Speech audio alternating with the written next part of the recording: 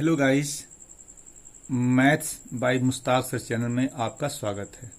आज मैं आप लोगों को क्लास सेकेंड ईयर का मैथमेटिक्स एनसीईआरटी बुक से चैप्टर 3 मैट्रिसेज का एक्सरसाइज 3.1 पढ़ाने जा रहा हूं। इसके पहले वाले वीडियो में हमने एक्सरसाइज 3.1 का क्वेश्चन 1 से लेकर 5th क्वेश्चन की फर्स्ट पार्ट तक सॉल्व किया है और 5th के सेकेंड पार्ट में मैंने हिंट दिया था कि आप ऐसे कर सकते हो। लेकिन इस वीडियो में हम जो है 5th के सेकेंड पार्ट से स्टार्ट कर रहे हैं। अब बुक खोलिए और क्वेश्चन देखिए।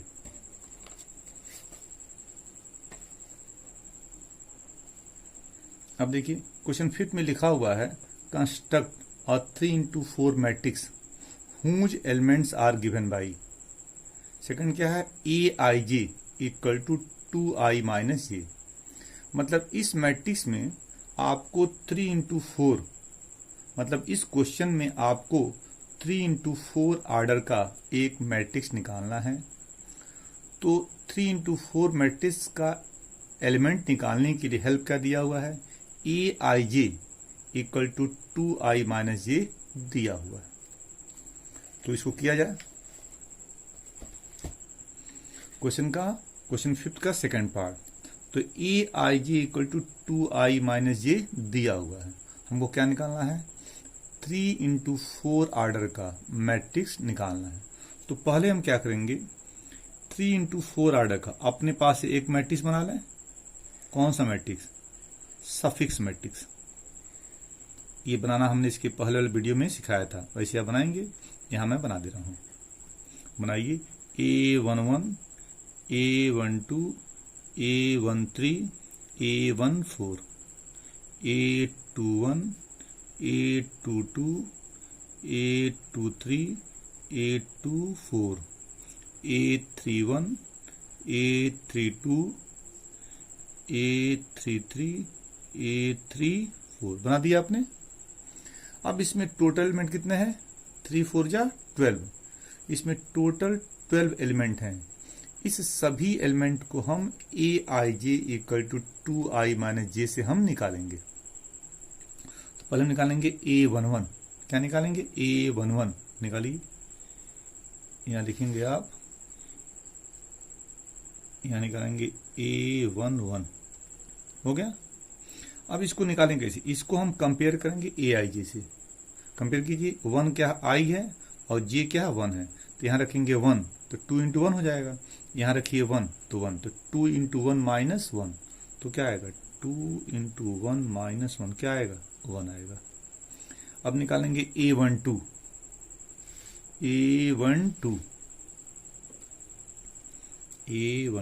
तो देखिए कंपेयर कीजिए क्या होगा, i1 फर्स्ट एलिमेंट i होता है और सेकंड क्या होता है, j होता है। तो i1 और j2 कहाँ रखेंगे, यहाँ रखिए। तो i1 और j2 तो 2 इंटू 1 माइनस 2 क्या आएगा, 0। अब निकालेंगे a13 तो i1 j3 यहाँ 1 या 3 तो 2 इंटू 1 माइनस 3 कितना आएगा, माइनस 1। अब निकालेंगे a14 i1 j4 तो क्या आएगा, 2 इंटू 1 माइनस 4 कितना आएगा, माइनस 2। सब निकल गया। फर्स्ट रो के सभी एलिमेंट निकल गए। अब निकालिए सेकंड रो के एलिमेंट। क्या निकालेंगे, a21 यहाँ लाइन खींच देते हैं, है ना। अब यहां निकालेंगे a21। हो गया। तो देखिए i क्या है, 2 है। i क्या है, 2 है और j क्या है, 1 है। फर्स्ट एलिमेंट i है और j और second element, first element i और सेकंड j है ना। यहाँ देखिए i फर्स्ट एलिमेंट और j सेकंड। तो यहाँ i2 और j1 तो यहाँ i1 यहाँ i क्या है, 2 रखेंगे और j 1 रखेंगे। तो क्या आएगा, 2 इंटू 2 माइनस 1 ना, कितना आएगा, 2 2 जा 4 1 3 आएगा ना। 2 2 जा 4 माइनस 1 3 आएगा। अब 2 निकल गया, 2 1। अब निकालेंगे 2 2, सही है ना, 2 2 तो क्या i2 j2 तो 2 इंटू 2 माइनस 2 कितना आएगा? 2 आएगा। अब निकालेंगे 8 2 3, हम निकाल रहे हैं एलिमेंट ऑफ सेकेंड रो, तो 8 2 1 8 2 2 निकल गया। अब 8 2 3 I2 J3 यहाँ रखिए, तो 2 इंटू 2 माइनस 3, तो कितना आएगा? 1 आएगा। अब निकालिए 8 2 4, तो क्या आएगा? 2 इंटू 2 माइनस 4, क्या आएगा? 0 निकल गया। अब क्या निकालेंगे? Elements of third row. अब निकालिए 3 1, तो यहां लिख दिया जाए इसको, लाइन में कर दे रहा हूं, यहाँ पे लाइन कर दिया। अब निकालेंगे, फिर मैं पुनः इसको लिख दे रहा हूं ताकि आपको देखने में दिक्कत ना हो। लिख दिया। अब ये एलिमेंट निकालना आपको, A31 A32 A33 A34, ये आपको निकालना है ना।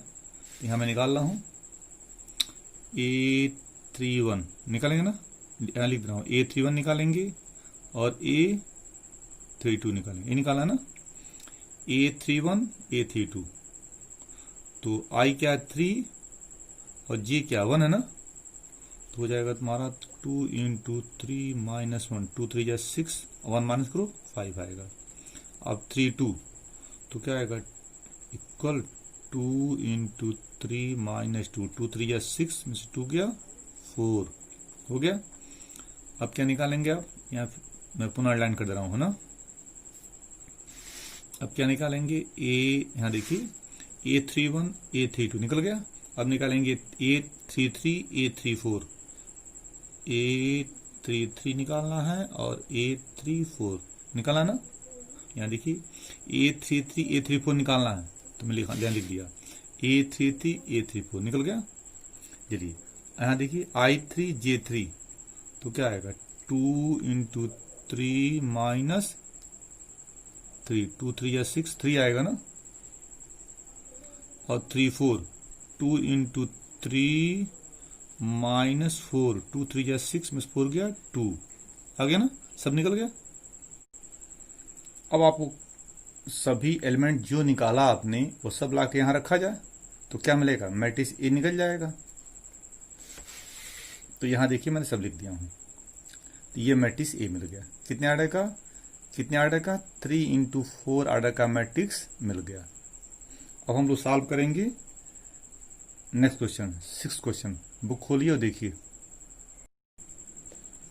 तो 6 में देखिए क्या लिखा हुआ है, find the values of x, y and z from the following equations.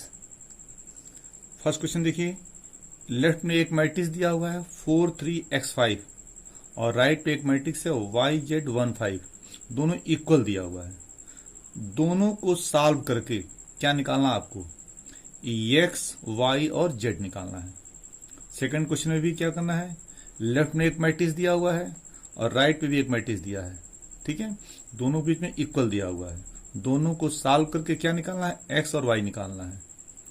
Third question में क्या दिया हुआ है, लेफ्ट में एक मैट्रिक्स है, राइट में एक मैट्रिक्स है ना, दोनों को इक्वल दिखाया गया है, तो दोनों को सॉल्व करके क्या निकालना है? x, y, z आपको निकालना है। तो तीनों मैट्रिक्स में एक खासियत है, क्या? जैसे आप इक्वेशन सॉल्व करते हैं वैसे यहां सॉल्व करना है।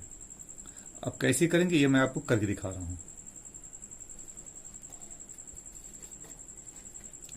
इसका फर्स्ट पार्ट देखिए, यहां देखिए लेफ्ट साइड क्या है, एक मैट्रिक्स है, कितने आर्डर का? 2 इंटू 2 आर्डर का, 2 इंटू 2 आर्डर का। और राइट साइड एक मैट्रिक्स है, कितने आर्डर का? 2 इंटू 2 आर्डर का, और दोनों के बीच में इक्वल लिखा हुआ है। तो दोनों मैट्रिक्स आपस में इक्वल है, ये क्वेश्चन में दिया हुआ है। इस तरह के लिखने के तरीके को बोलते हैं मैट्रिक्स इक्वेशन। क्या बोलते हैं? Matrix equation. जिस तरह आप इक्वेशन को सॉल्व करते हो तो वेरिएबल निकलता है ना, मतलब x, y, z निकलता है, उसी तरह यहां पे इक्वल के लेफ्ट साइड एक मैट्रिक्स है, राइट साइड एक मैट्रिक्स है। जब दोनों को इक्वेट करोगे तो क्या मिलेगा? इसमें u वेरिएबल है, x, y, z वह निकलेगा, जिस तरह आप इक्वेशन को सॉल्व करते हैं।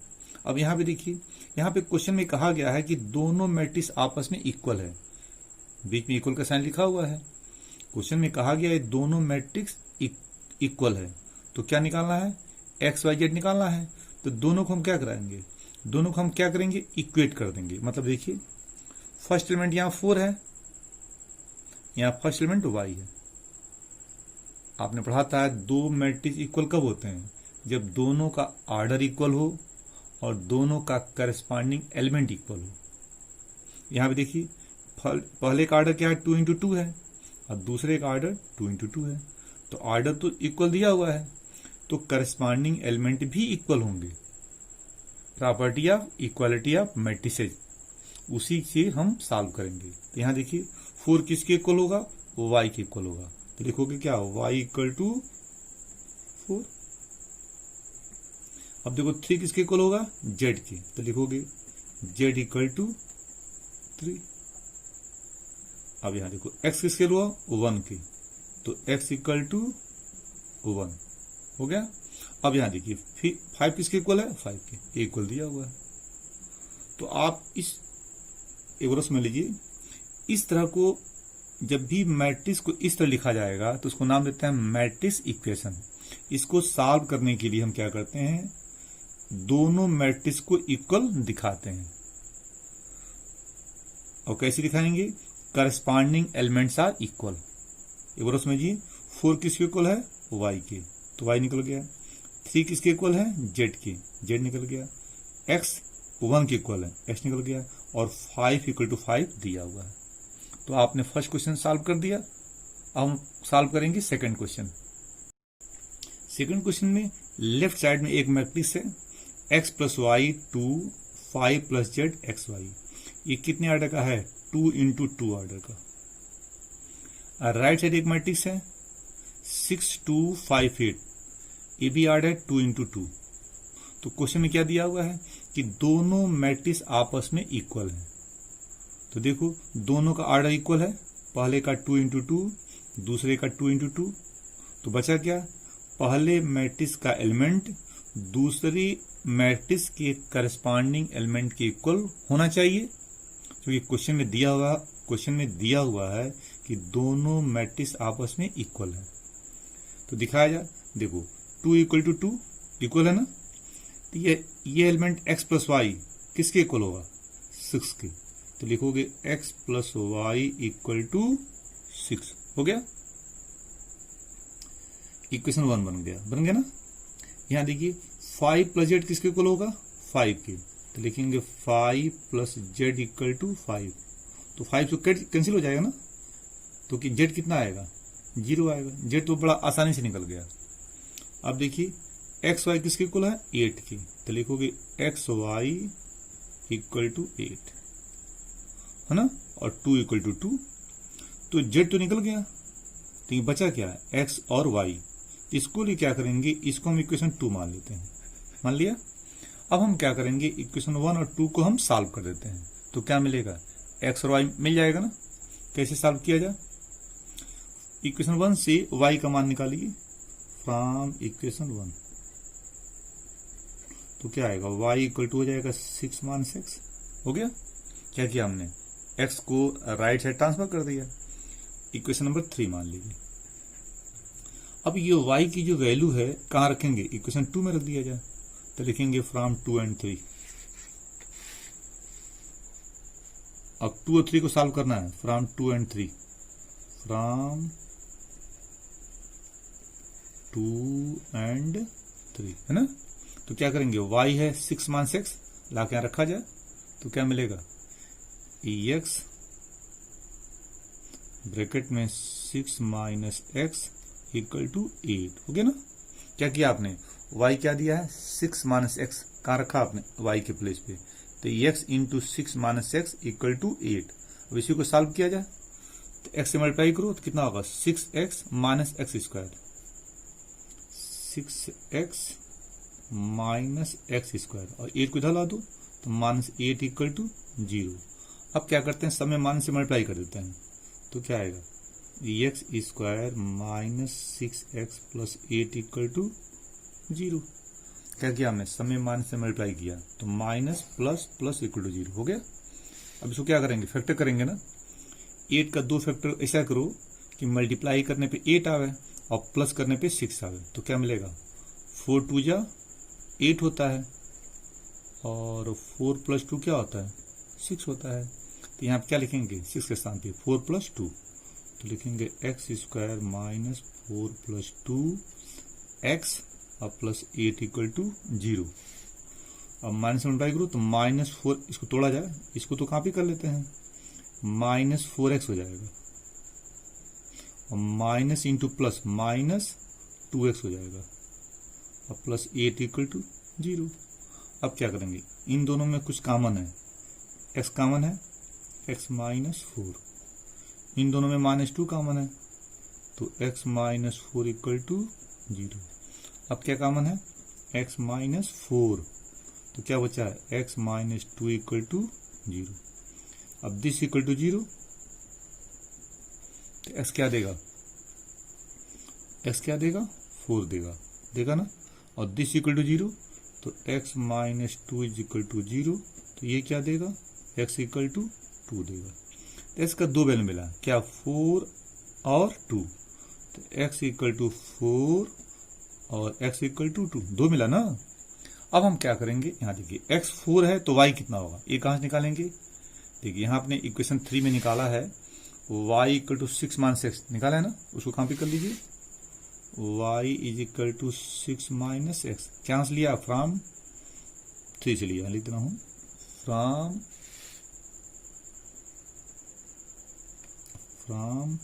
3, ये लिए ना, देखिए यहाँ पे फ्रॉम 3 y = 6 - x, इक्वेशन 3 है ना, इसी को मैं लिया हूं यहाँ पे, फ्रॉम 3 लिख दिया। अब यहाँ देखिए x4 और x2, x का 2 वैल्यू है तो x4 रखो, तो जब x4 होगा, x4 तो y क्या मिल रहा है, निकालो, x4 यहाँ रखो, यहाँ से ले रहे हैं तो 6 - 4 2 मिलेगा, हो गया। और जब x2 ले लिया जाए, तो जब x2 लिया ना, तो यहाँ रखो 2, तो y क्या मिलेगा, 4 मिलेगा, हो गया। तो जब x4 यहाँ रख रहे हैं तो y 2 मिल रहा है, और जब x2 रख रहे हैं तो y 4 मिल रहा है, ठीक है। अब यहाँ देखिए स्टार्टिंग में z आपने क्या निकाला था, 0 निकाला है ना, तो z अब दोनों के लिए कॉमन हो जाएगा, ठीक है। तो देखो x4 है तो y 2 है, तो यहाँ z क्या आएगा, जब x4 है तो y 2 है तो z क्या आएगा, 0 आ जाएगा, और x2 तो y 4, यहाँ भी z 0 हो जाएगा। z दोनों के लिए क्या है, कॉमन है, z दोनों के लिए कॉमन है, तो आंसर क्या मिला। क्वेश्चन क्या था, इस मैट्रिक्स को सॉल्व करके आपको x y z आपको निकालना है, तो आंसर क्या मिला। अब आप आंसर लिख सकते हैं यहाँ पे, ठीक है, आंसर क्या होगा, x4 y2 z0। अब यहाँ लिखा जाए आंसर, यहीं लिख देते हैं, यहीं लिखिए, यहीं लिखिए, लिख रहा हूँ यहाँ पे आंसर, तो क्या आएगा, x देखिए x4 y2 और z0, ये आंसर ले लिया आपने, ले लिया ना, यहाँ लिखिएगा और, हो गया। अब दूसरा लिखिए, तो x2 है ना, x2 y4 z0, y4 और z0। अब हम सॉल्व करेंगे क्या, 6 का थर्ड पार्ट। लेफ्ट साइड में क्या दिया हुआ है, x + y + z, x + z y + z, right side क्या है 9 5 7, तो दोनों मैट्रिक्स है, दोनों इक्वल दिया हुआ है, तो लेफ्ट साइड जो मैट्रिक्स है उसका ऑर्डर क्या होगा, 3 × 1 होगा, देख लो, first row, second row, third row और फर्स्ट कॉलम, हो गया। इसका ऑर्डर क्या होगा, first row, second row, third row, 3 होगा, और कॉलम क्या है, 1 कॉलम, तो दोनों का ऑर्डर तो सेम दिया हुआ है, तो दोनों मैट्रिक्स अगर इक्वल है तो क्या होगा, करस्पॉन्डिंग एलिमेंट्स आपस में क्या होंगे, इक्वल होंगे, मतलब यह एलिमेंट इसके इक्वल होगा, तो लिखेंगे क्या, x + y + z = 9, इक्वेशन 1 हो जाएगा।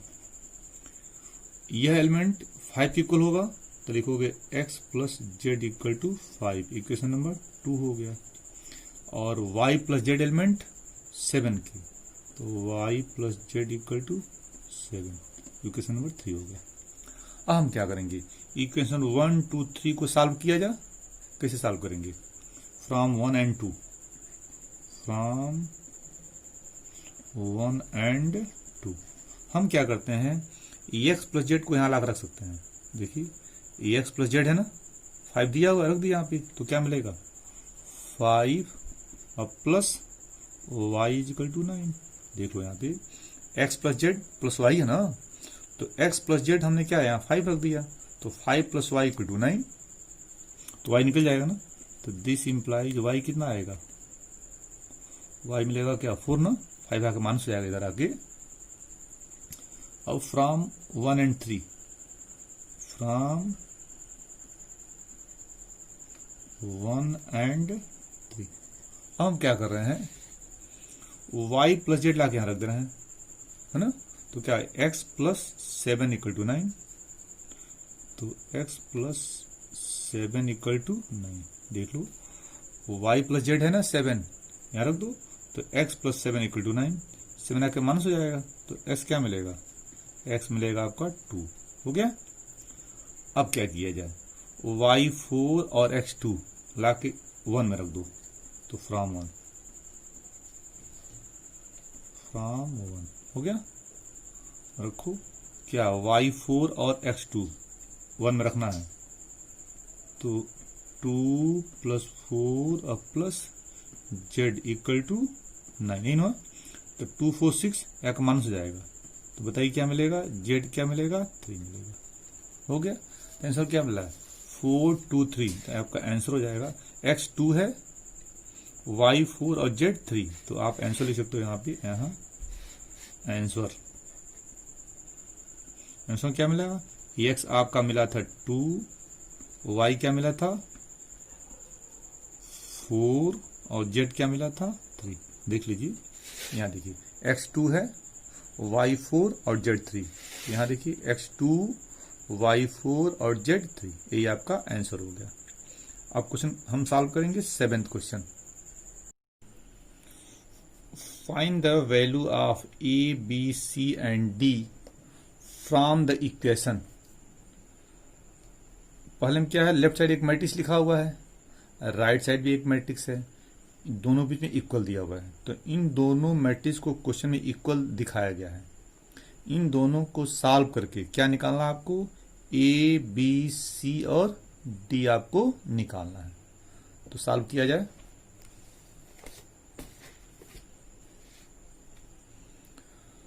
यहां देखिए तो लेफ्ट साइड एक मैट्रिक्स जो दिया हुआ है, उसका एलिमेंट क्या है, A minus B first element, second क्या 2a plus C, third 2a minus B और फोर्थ 3c प्लस डी दिया हुआ है। इसका ऑर्डर क्या है 2 इंटू 2, ये first row second row, first column second column.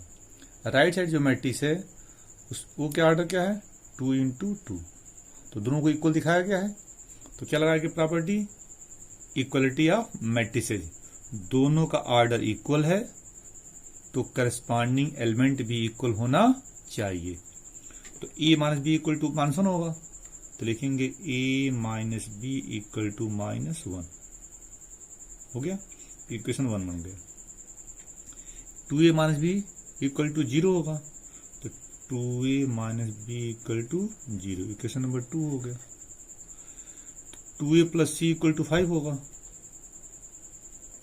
2a plus c equal to क्या होगा 5, इक्वेशन नंबर 3 हो गया। 3c plus d equal to 13, 3c plus d is equal to 13, equation number 4 हो गया। 4 इक्वेशन हो गया। अब इसी 4 इक्वेशन को सॉल्व करके आपको ए बी सी और डी आपको निकालना है। तो हम क्या करते हैं, इक्वेशन 1 और 2 को सॉल्व करते हैं, ए और बी निकल जाएगा। तो सॉल्व किया जाए, क्या करेंगे, यहां देख रहे हैं माइनस बी है और यहां माइनस बी है, तो क्या करते हैं हम लोग 2 में से 1 को माइनस कर दिया जाए, 2 में से 1 को माइनस कर दिया जाए, तो लिखेंगे फ्रॉम 2 -1, है ना। तो लेफ्ट में से लेफ्ट माइनस करेंगे तो किससे माइनस करेंगे, 2a माइनस बी हो गया, लेफ्ट उधर गया। राइट में क्या कर, इसमें लेफ्ट में 2a माइनस बी है, यहां क्या करेंगे, माइनस करना ना आपको, 2 माइनस 1 है तो 2a माइनस बी हो गया। अब माइनस के लिए क्या करेंगे, माइनस से मल्टीप्लाई कर देंगे तो माइनस ए और प्लस बी हो गया, हो गया। राइट साइड 0 माइनस, तो देखेंगे 0 माइनस माइनस 1 है ना। फिर समझिए 2a माइनस बी माइनस ए माइनस बी, तो माइनस प्लस हो जाएगा और 0 माइनस इतना। इसको ऐसे लिख लीजिए, नहीं समझ में आ रहा तो इसे समझिए। देखिए लेफ्ट माइनस लेफ्ट लिखते हैं ना आप, 2a माइनस बी माइनस ए माइनस बी कर दिया। और राइट लिखिए, राइट में क्या होगा, 0 माइनस माइनस 1 कर दिया हमने। मतलब लेफ्ट में से लेफ्ट को माइनस किया और राइट में से राइट को माइनस किया। तो क्या होगा, यहां सॉल्व कीजिए, 2a माइनस बी माइनस ए प्लस बी, माइनस से मल्टीप्लाई कर दिया और ये क्या 1 हो जाएगा।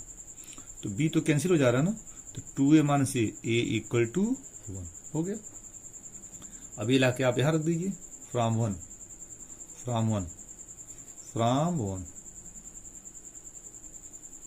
तो क्या आएगा, a1 है ना, तो क्या मिलेगा, 1 minus b equal to minus 1 हो गया। क्या किया आपने, इस a1 को हमने यहां रख दिया किसी क्वेश्चन में, इक्वेशन 1 में, तो 1 minus b equal to minus 1, तो सॉल्व करो तो क्या मिलेगा, तो हो जाएगा आपका 1 plus 1 is equal to b.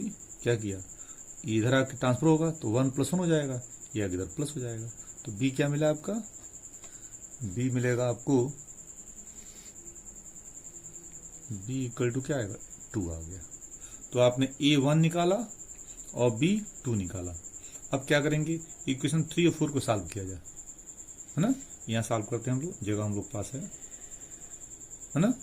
क्या किया है, 3 और 4 को, तो यहां देखिए 3 और 4 को आपको सॉल्व करना है ना, तो क्या करते हैं हम, 3 और 4 तो क्या करते हैं, आप एक काम कीजिए, देखो 3 में a और c दिया हुआ है और 4 में c और d दिया हुआ है ना। तो हम क्या करते हैं, आपने a निकाल लिया और b निकाल लिया है, इसकी हेल्प से सॉल्व कर दिया जाए, है ना। चलिए क्या करते हैं हम, जो आपने a1 निकाला है वो यहां रख दिया जाए 3 में, तो c निकल जाएगा ना। तो लेंगे फ्रॉम 3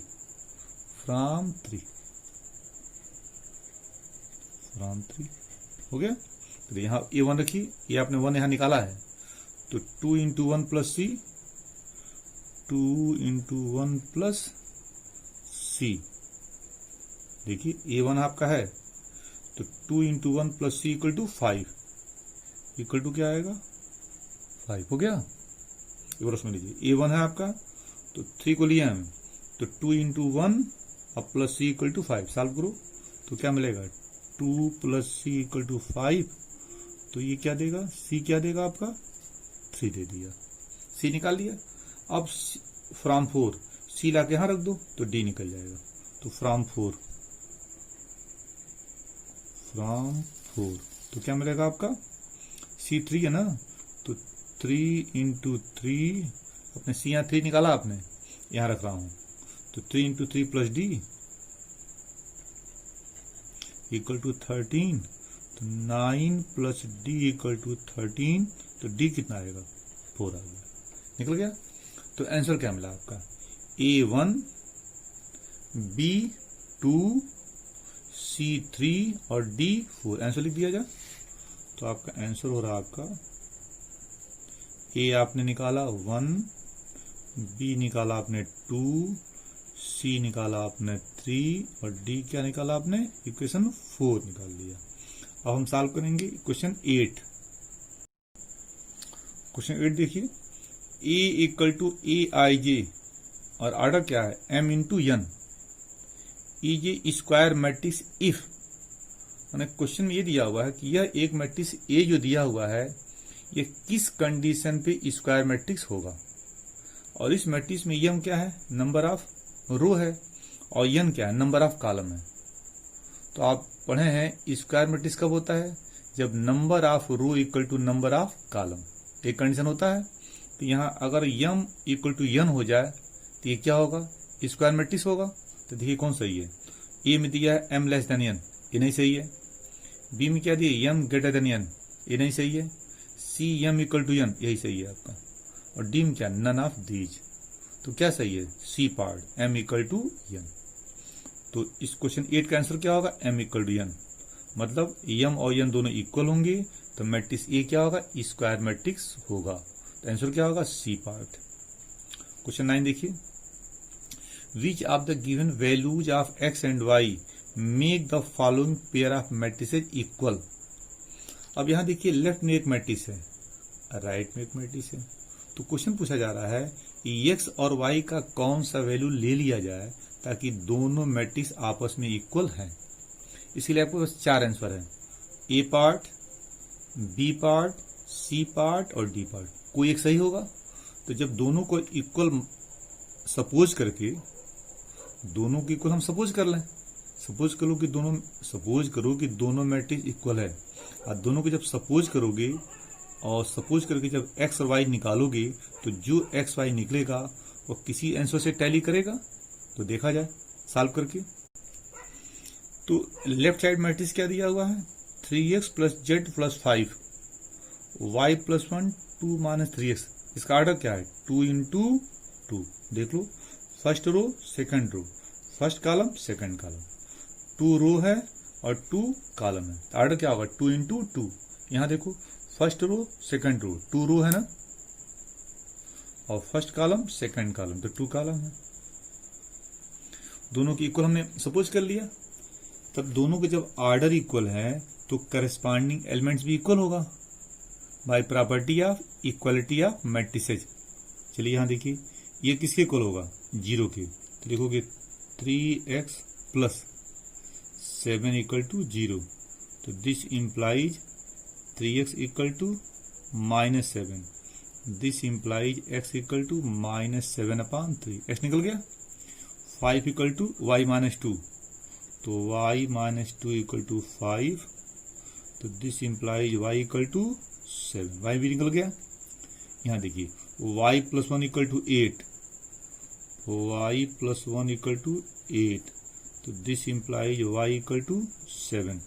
यहां देखिए y भी 7, y भी 7, मतलब इसको लेके सॉल्व किया तो y 7 आ गया, इसको लेके सॉल्व किया तो y 7 आ गया।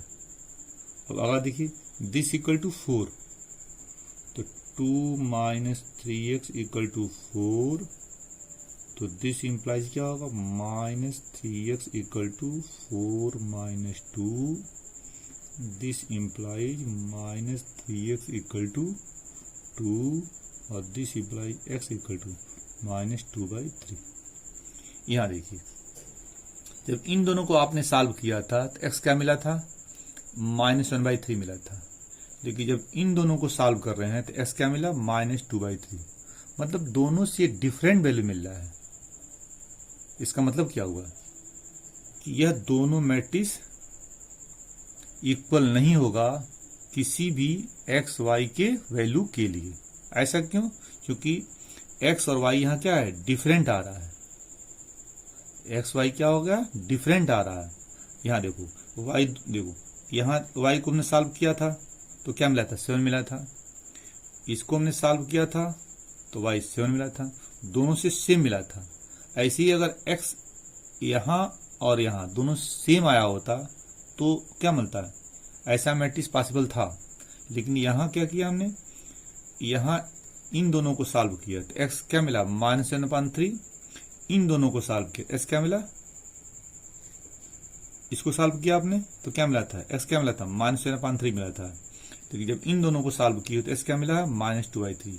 ये दोनों वैल्यू क्या डिफरेंट है, इसलिए x और y के किसी भी वैल्यू के लिए ये दोनों मैट्रिक्स इक्वल नहीं हो सकता है। तो आंसर कौन सा सही है, बुक में देखिए बी पार्ट सही है आपका है,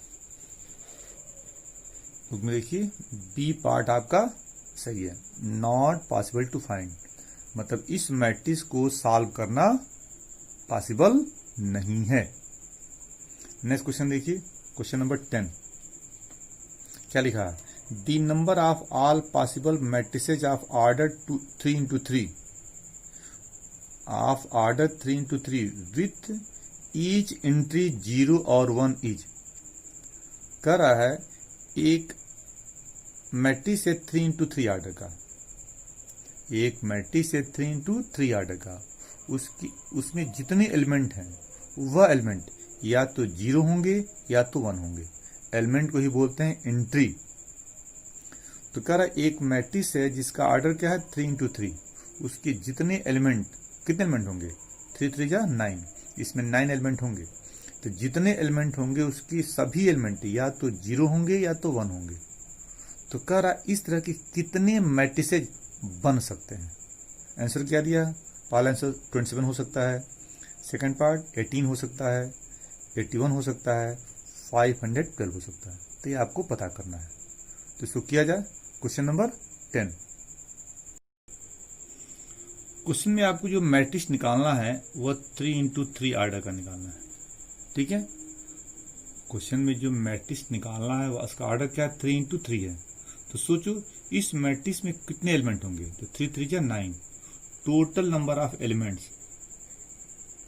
टोटल नंबर ऑफ एलिमेंट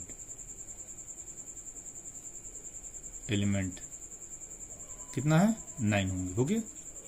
और एक एलिमेंट करा, कोई भी एलिमेंट या तो 0 होगा या क्या आएगा 1 होगा। मतलब एक एलिमेंट को लिखने का तरीका क्या है, 2 मेरे पास है। तो टोटल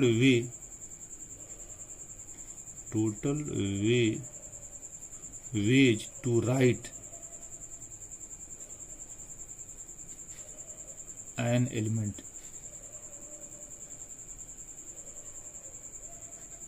कितना आएगा 2 आएगा।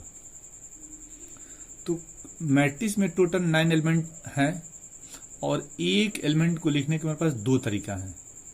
तो सोचो कि अगर एक एलिमेंट को लिखने का 2 तरीका है, उसी प्रकार दूसरे एलिमेंट को लिखने का तरीका क्या होगा 2 होगा, तीसरे एलिमेंट को लिखने का तरीका भी 2 होगा, चौथे एलिमेंट का लिखने का तरीका भी क्या होगा 2 होगा। इसी प्रकार सभी एलिमेंट को लिखने का तरीका क्या होगा 2 होगा। तो टोटल वेज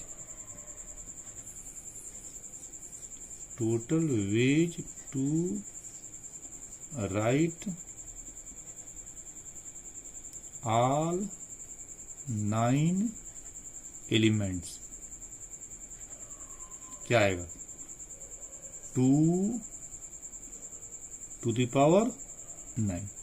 हो गया। एक बार समझ लीजिए, मैट्रिक्स में टोटल 9 एलिमेंट हैं, है ना, और एक एलिमेंट को या तो 0 ले सकते हो या तो 1 ले सकते हो। मतलब एक एलिमेंट को लिखने का हमारे पास 2 तरीका है, एक एलिमेंट को लिखने का 2 तरीका है और टोटल मेरे पास 9 एलिमेंट हैं। तो एक एलिमेंट को लिखने का 2 तरीका है, मतलब फर्स्ट एलिमेंट को लिखने का 2 तरीका।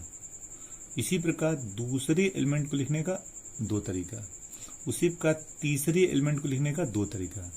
इसी प्रकार 9th जो एलिमेंट होगा उसको लिखने का भी 2 तरीका होगा। तो 2 कितने बार आएगा 9 टाइम्स आएगा। तो टोटल वे क्या होगा 2 into 2 into 2 and so on up to 9 times. तो 2 पे कितना पावर होगा 9।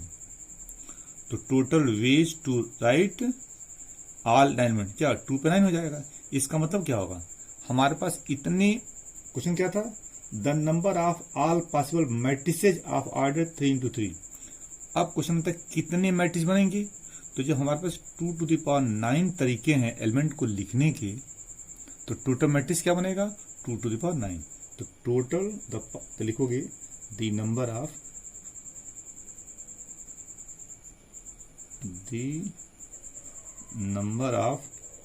All possible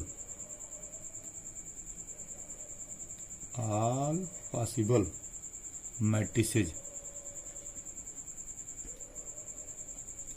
of order 3x3 कितना आएगा 2 टू द पावर 9। अब 2 को अगर 9 टाइम्स मल्टीप्लाई करोगे तो आंसर कितना आएगा 512 आएगा। तो बुक का कौन सा पार्ट सही है, डी पार्ट सही है।